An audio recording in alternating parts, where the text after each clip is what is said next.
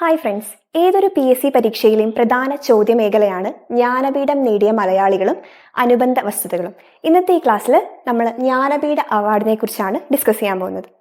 അപ്പോൾ ജ്ഞാനപീഠം നേടിയ മലയാളികളെ കുറിച്ച് നോക്കുന്നതിന് മുമ്പ് എന്താണ് ജ്ഞാനപീഠം, ജ്ഞാനപീഠത്തിന്റെ ചരിത്രത്തെക്കുറിച്ച് നമുക്കൊന്ന് ഡിസ്കസ് ചെയ്യാം. നമുക്കറിയാം, ഇന്ത്യയിൽ സാഹിത്യ മേഖലയിൽ നൽകുന്ന പരമോന്നത പുരസ്കാരങ്ങളിൽ ഒന്നാണ് ജ്ഞാനപീഠ പുരസ്കാരം. ഇന്ത്യയിലെ തന്നെ പ്രമുഖ വ്യാവസായിക കുടുംബമായ സാഹു ജെയിൻ കുടുംബം 1944 സ്ഥാപിച്ച ഭാരതീയ ജ്ഞാനപീഠ ട്രസ്റ്റാണ് ജ്ഞാനപീഠം അവാർഡ് നൽകുന്നത്. ഇതിന്റെ സ്ഥാപകൻ ശാന്തി പ്രസാദ് ജെയിൻ ആണ്. 1961 മെയ് 22 ഈ പുരസ്കാരം ഏർപ്പെടുത്തിയത്. എന്നാൽ നൽകി തുടങ്ങുന്നത് 1965 മുതലാണ്. ഇന്ത്യൻ ഭരണഘടന അംഗീകരിച്ച 22 ഭാഷകളിലെ സാഹിത്യ സംഭാവന കണക്കിലെടുത്താണ് ഈ പുരസ്കാരം നൽകുന്നത്. ഇന്ത്യൻ ജ്ഞാനപീഠ ട്രസ്റ്റ് നൽകുന്ന മറ്റൊരു പ്രധാനപ്പെട്ട പുരസ്കാരമാണ് മൂർത്തി ദേവി പുരസ്കാരം. ഇനി അതിന്റെ മറ്റ് സവിശേഷതകൾ നോക്കാം. നമ്മൾ പറഞ്ഞു, ഇന്ത്യൻ ഭരണഘടന അംഗീകരിച്ച് 22 ഭാഷകളിലെ സാഹിത്യ സംഭാവന കണക്കിലെടുത്താണ് ജ്ഞാനപീഠ പുരസ്കാരം നൽകുന്നതെന്ന്. അങ്ങനെ ഏറ്റവും കൂടുതൽ തവണ ജ്ഞാനപീഠ പുരസ്കാരം ലഭിച്ചിട്ടുള്ളത് ഹിന്ദി ഭാഷയിലെ കൃതികൾക്കാണ്, ഏകദേശം 11 തവണ. ഇതുവരെ ജ്ഞാനപീഠ പുരസ്കാരം നേടിയിട്ടുള്ളത് 4 വനിതകളാണ്. ആദ്യമായിട്ട് നേടിയ വനിത നമുക്ക് എല്ലാവർക്കും അറിയാം, ആശാപൂർണ ദേവി. 1976 പ്രഥം പ്രതിശ്രുതി എന്ന് പറഞ്ഞ കൃതിക്കാണ് ആശാപൂർണ ദേവിക്ക് ജ്ഞാനപീഠം ലഭിക്കുന്നത്. പിന്നീട് 1981 അമൃത പ്രീതം, 1982 മഹാദേവി വർമ്മ, 1996 മഹാശ്വേത ദേവി. ഇങ്ങനെ 4 വനിതകൾക്കാണ് ഇതുവരെ ജ്ഞാനപീഠ പുരസ്കാരം ലഭിച്ചിട്ടുള്ളത്. നമ്മൾ ജ്ഞാനപീഠ പുരസ്കാരത്തെ കുറിച്ച് പഠിക്കുമ്പോൾ പ്രധാനപ്പെട്ട ഒരു പോയിന്റ് ആണ് 1982 മുതൽ സമഗ്ര സംഭാവന കണക്കിലെടുത്താണ് ജ്ഞാനപീഠ പുരസ്കാരം നൽകുന്നത്. അപ്പൊ ശ്രദ്ധിക്കേണ്ട ഒരു കാര്യം, 1982 വരെ ഒരു പ്രത്യേക കൃതി കണക്കിലെടുത്തായിരുന്നു പുരസ്കാരം നൽകിയിരുന്നത്. എന്നാൽ 1982 ശേഷം സാഹിത്യത്തിലെ സമഗ്ര സംഭാവന കണക്കിലെടുത്താണ് ഈ പുരസ്കാരം നൽകുന്നത്. ഇനി നമുക്ക് ജ്ഞാനപീഠം നേടിയ മലയാളികളെ കുറിച്ച് നോക്കാം. അപ്പോൾ ഇത് പഠിക്കുന്നതിനായിട്ട് നമ്മൾ ഒരു കോഡ് പഠിക്കേണ്ടതുണ്ട്, GST MOA. അത് പഠിക്കാനായിട്ട് GST മണി ഓർഡറായി അയച്ചു എന്ന് പഠിച്ചാൽ മതി. GST മണി ഓർഡറായി അയച്ചു. അപ്പൊ G four G Sankara Kurup, SK Pottekkatt, T Thakazhi, MT Vasudevan Nair, ONV Kurup, A Akkitham. GST മണി ഓർഡറായി അയച്ചു.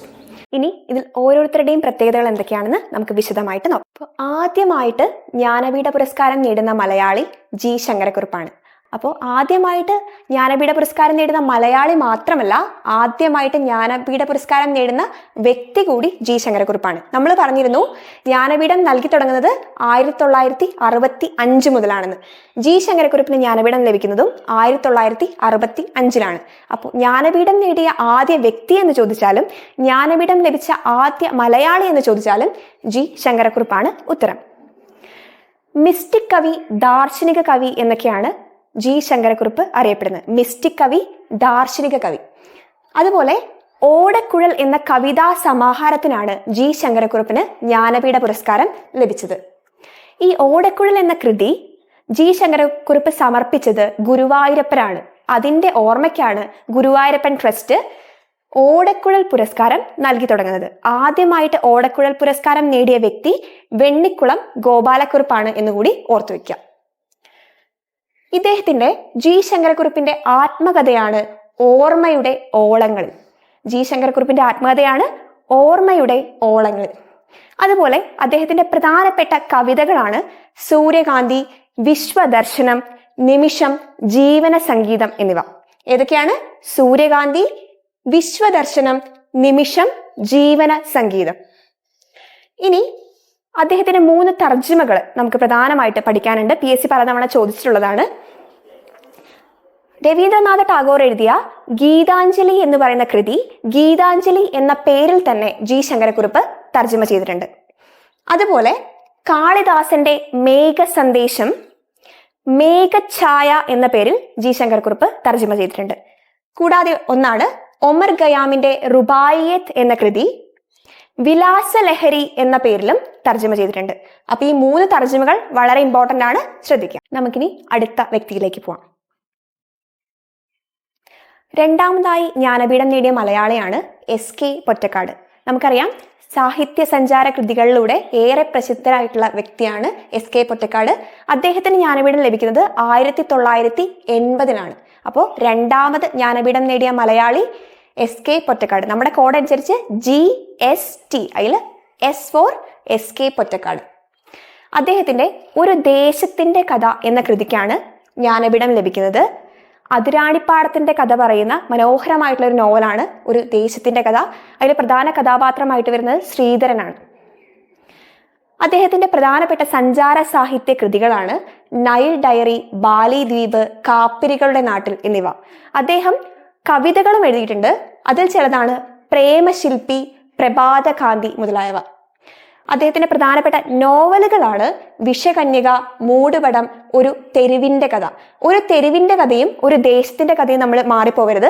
ജ്ഞാനപീഠം കിട്ടിയത് ഒരു ദേശത്തിന്റെ കഥയ്ക്കാണ്. ഒരു തെരുവിന്റെ കഥ എന്ന് പറയുന്നത് കോഴിക്കോടിലെ മിഠായി തെരുവിന്റെ കഥ പറയുന്ന ഒരു നോവലാണ്. പിന്നെ ശ്രദ്ധിക്കേണ്ട ഒരു ക്വസ്റ്റ്യൻ ആണ്, അദ്ദേഹത്തിന്റെ പൂർത്തിയാക്കാത്ത നോവലാണ് നോർത്ത് അവന്യൂ. അദ്ദേഹത്തിന്റെ പൂർത്തിയാക്കാത്ത നോവലാണ് നോർത്ത് അവന്യൂ.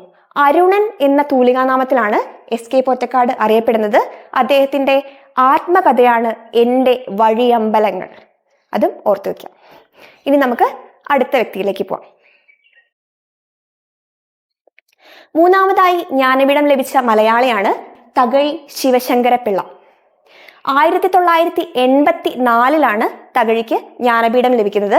ഇവിടം തൊട്ടിട്ട് നമ്മൾ ശ്രദ്ധിക്കേണ്ട ഒരു കാര്യമാണ്, നമ്മൾ പറഞ്ഞു 1982 മുതൽ സമഗ്ര സംഭാവന കണക്കിലെടുത്താണ് ജ്ഞാനപീഠ പുരസ്കാരം നൽകുന്നതെന്ന്. അപ്പോൾ 1984 തകഴിന്റെ ഒരു പ്രത്യേക കൃതിക്കല്ല, അദ്ദേഹത്തിന്റെ സമഗ്ര സംഭാവന കണക്കിലെടുത്താണ് ജ്ഞാനപീഠ പുരസ്കാരം ലഭിച്ചത് എന്ന് പ്രത്യേകം ഓർക്കുക. അദ്ദേഹത്തിന്റെ പ്രധാന കൃതികളാണ് ചെമ്മീൻ, തോട്ടിയുടെ മകൻ, രണ്ടിടങ്ങഴി, കയറൊക്കെ. ഈ തലയോട് എന്ന് പറയുന്ന കൃതിക്ക് ഒരു പ്രത്യേകതയുണ്ട്. പുന്നപ്ര വയലാർ സമരത്തിന്റെ പശ്ചാത്തലത്തിൽ അദ്ദേഹം രചിച്ച കൃതിയാണ് തലയോട്. അതുപോലെ തന്നെ CP രാമസ്വാമി അയ്യർ പ്രധാന കഥാപാത്രമായിട്ട് വരുന്ന മറ്റൊരു നോവലാണ് ഏണിപ്പടികൾ. അത് രണ്ടും ഓർത്തു വെക്കുക. അദ്ദേഹത്തിന്റെ ആത്മകഥയാണ് ഓർമ്മയുടെ തീരങ്ങളിൽ. നമ്മളപ്പോ ആദ്യം G ശങ്കരക്കുറുപ്പിന്റെ ആത്മകഥ പഠിച്ചത് ഏതാ? ഓർമ്മയുടെ ഓളങ്ങളിലാണ്. ഇവിടെയോ ഓർമ്മയുടെ തീരങ്ങൾ. ഇത് ഓർക്കാൻ എളുപ്പമാണ്. തകഴിയിൽ ഒരു തായുണ്ട്, തീരങ്ങളിൽ ഒരു തായുണ്ട്. അപ്പൊ അത് ഓർത്തു വെക്കുക. ഓർമ്മയുടെ തീരങ്ങളിൽ എന്നത് തകഴിയുടെ ആത്മകഥയാണ്. അതേപോലെ തന്നെ എൻ്റെ വക്കീൽ ജീവിതവും തകഴിയുടെ ആത്മകഥയായിട്ട് പറയാറുണ്ട് എന്ന് കൂടി ഓർക്കാം. നമുക്ക് അടുത്ത വ്യക്തിയിലേക്ക് പോവാം. നാലാമതായി ജ്ഞാനപീഠം ലഭിച്ച മലയാളിയാണ് MT വാസുദേവൻ നായർ. 1995-ലാണ് അദ്ദേഹത്തിന് ജ്ഞാനപീഠം അവാർഡ് ലഭിക്കുന്നത്. നിളയുടെ കഥാകാരൻ, കേരള ഹെമ്മിങ്വേ എന്നെല്ലാം വിശേഷണങ്ങളുള്ള മലയാളത്തിന്റെ ഏറ്റവും പ്രശസ്തനായ എഴുത്തുകാരനാണ് MT വാസുദേവൻ നായർ. അദ്ദേഹത്തിന്റെ പ്രധാനപ്പെട്ട കൃതികളാണ് ഇരുട്ടിന്റെ ആത്മാവ്, കുട്ടിയേടത്തി, വാരിക്കുഴി എന്നുള്ള. അതേപോലെ NP മുഹമ്മദുമായി ചേർന്ന് MT വാസുദേവൻ നായർ രചിച്ച കൃതിയാണ് അറബിപ്പൊന്ന് എന്നുകൂടി ഓർത്തു വയ്ക്കുക. NP മുഹമ്മദും അതേപോലെ MT വാസുദേവൻ നായരും ചേർന്ന് എഴുതിയ കൃതിയാണ് അറബിപ്പൊന്ന്. അദ്ദേഹത്തിന്റെ ആത്മകഥയാണ് കണ്ണാന്തളിപ്പൂക്കളുടെ കാലം. നമുക്കറിയാം നിരവധി സിനിമകൾക്ക് തിരക്കഥ എഴുതിയിട്ടുള്ള ഒരു വ്യക്തി കൂടിയാണ് MT. പഞ്ചാഗ്നി, കേരള വർമ്മ പഴശ്ശിരാജ, അങ്ങനെ നിരവധി സിനിമകൾക്ക് തിരക്കഥ എഴുതിയ തിരക്കഥാകൃത്ത് കൂടിയാണ് MT എന്നുകൂടി ഓർത്തു വയ്ക്കാം. നമുക്ക് അടുത്ത വ്യക്തിയിലേക്ക് പോകാം. അടുത്തത് ONV കുറുപ്പാണ്. 2007-ലാണ് ONV കുറുപ്പിന് ജ്ഞാനപീഠം ലഭിക്കുന്നത്. അദ്ദേഹത്തിന്റെ പ്രധാനപ്പെട്ട കൃതികളാണ് മൃഗയ, ഉപ്പ്, അഗ്നിശലഭങ്ങൾ, അക്ഷരം, ഭൂമിക്ക് ഒരു ചരമഗീതം, കറുത്ത പക്ഷിയുടെ പാട്ടൊക്കെ. അദ്ദേഹം കവി എന്ന നിലയിലാണ് പ്രധാനമായിട്ടും പ്രസിദ്ധനായിട്ടുള്ളത്. അദ്ദേഹത്തിന്റെ ആത്മകഥയാണ് പോക്കുവെയിൽ മണ്ണിൽ എഴുതിയത്. അത് ഓർത്തു വയ്ക്കും. നമുക്ക് അവസാനത്തെ 6ാമത്തെ വ്യക്തിയിലേക്ക് പോകാം. അക്കിത്തം അച്യുതൻ നമ്പൂതിരി. 2019 അദ്ദേഹത്തിന് ജ്ഞാനപീഠ പുരസ്കാരം ലഭിക്കുന്നത്. അദ്ദേഹത്തിന് മറ്റൊരു പ്രത്യേകത കൂടിയുണ്ട്. ഏറ്റവും പ്രായം ചെന്ന വ്യക്തി, അതായത് ജ്ഞാനപീഠ പുരസ്കാരം ലഭിച്ച ഏറ്റവും പ്രായം ചെന്ന വ്യക്തിയാണ്. ഏകദേശം 93ാമത്തെ വയസ്സിലാണ് അക്കിത്തത്തിന് ജ്ഞാനപീഠം ലഭിക്കുന്നത്. അങ്ങനെ ഒരു പ്രത്യേകത കൂടി അക്കിത്തത്തിനുണ്ട്. കൂടാതെ ജ്ഞാനപീഠ പുരസ്കാരവും മൂർത്തിദേവി പുരസ്കാരവും ലഭിച്ച മലയാളി എന്ന് ചോദിക്കുകയാണെങ്കിൽ അത് അക്കിത്തം അച്യുതൻ നമ്പൂതിരിയാണ്. അദ്ദേഹത്തിന്റെ പ്രധാന കൃതികളാണ് ബലിദർശനം, നിമിഷക്ഷേത്രം, 20ാം നൂറ്റാണ്ടിന്റെ ഇതിഹാസം. അങ്ങനെ നമ്മൾ GST മണി ഓർഡറായി അയച്ചു എന്നീ ഈ കോഡിലൂടെ മലയാളത്തിൽ ജ്ഞാനപീഠം ലഭിച്ച 6 വ്യക്തികളെ കുറിച്ച് പഠിച്ചു. എപ്പോഴും PSC പരീക്ഷയിൽ പ്രധാനപ്പെട്ട ഒരു ചോദ്യമേഖല തന്നെയാണ് ജ്ഞാനപീഠ പുരസ്കാരം നേടിയ മലയാളികളും അനുബന്ധ വസ്തുതകളും. ഇതുപോലുള്ള ഇൻഫോർമേറ്റീവ് വീഡിയോ ആയിട്ട് നമുക്ക് ഇനിയും കാണാം. Thank you.